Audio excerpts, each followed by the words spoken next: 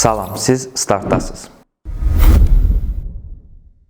Beynəlxalq Futbol Tarixi və Statistikalar Federasiyası 2021-ci ilin yanvarın 1-dən 2025-ci ilin dekabrın 31-nədək dövrü əhatə edən siyahını təqdim edib. Siyahıda Qarabağ klubu 71-ci pillədə qərarlaşıb.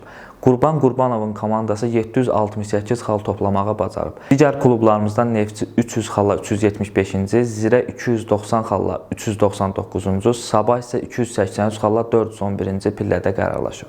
Siyahının ilk üçlüyünü İspaniyanın Real Madrid, İngiltərənin Manchester City və Braziliyanın Flamengo klubları təşkil edir. Bugün kişi voleybolçular arasında Azərbaycan Yüksək Liqasında 15-ci tur baş tutacaq. Turun ilk oyunda 2 görüş keçiriləcək. Abşeron Olimpiya İdman Kompleksində növbəti qarşılaşma çərçivəsində Gənclər komandası ordu ilə münasibətlərinə aydınlıq gətirəcək. Digər oyun isə Fövqəladə Hallar Nazirinin idman zalında keçiriləcək.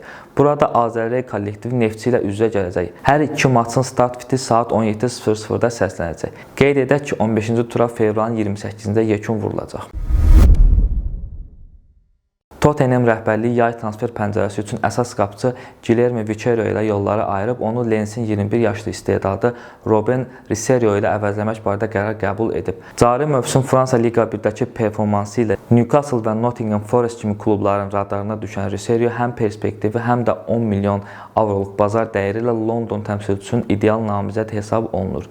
Digər tərəfdən karyerasını İtaliyada davam etdirməsi gözlənilən Vicario'nun satışından Tottenham təxminən 30 milyon avro gəlir əldə etməyi və uğursuz mövsümdən sonra heyətdə ciddi dəyişikliklər etməyi planlaşdırır.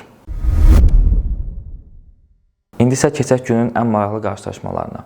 UEFA Çempionlar Liqasının keçid play-off mərhələsinin cavab oyunları çərçivəsində Atlanta doğma meydanda Borussia Dortmundu qəbul edir. Ötən həftə Dortmundda baş tutan ilk görüşdə Borussiyanın 2-0 hesablı qələbəsi qeydə alınmışdı.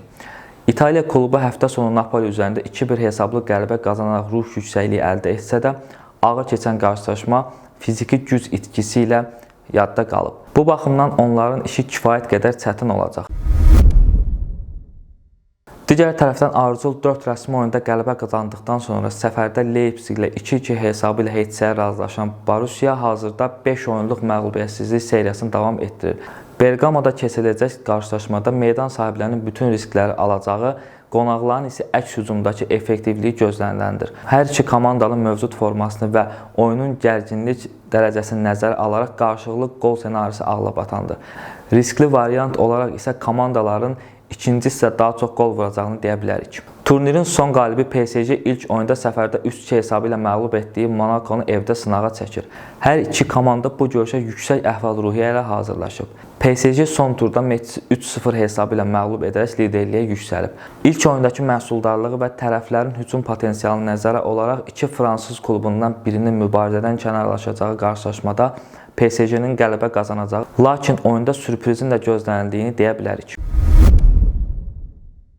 Digər bir cavab oyunda Real Madrid öz meydanında Benfica'nı qəbul edir. Kral klubu play-off'un ilk maçında Lissabonda 1-0 hesablı minimal qələbə qazanaraq üstünlük əldə etsə də, həftə sonu La Liga'da Asasuna'ya 1-2 hesabı ilə uduzaraq liderliyi əldən verdi. Benfica isə son daxili çempionat maçında AFS üzərində 3-0 hesabı ilə inamlı qələbə qazanıb.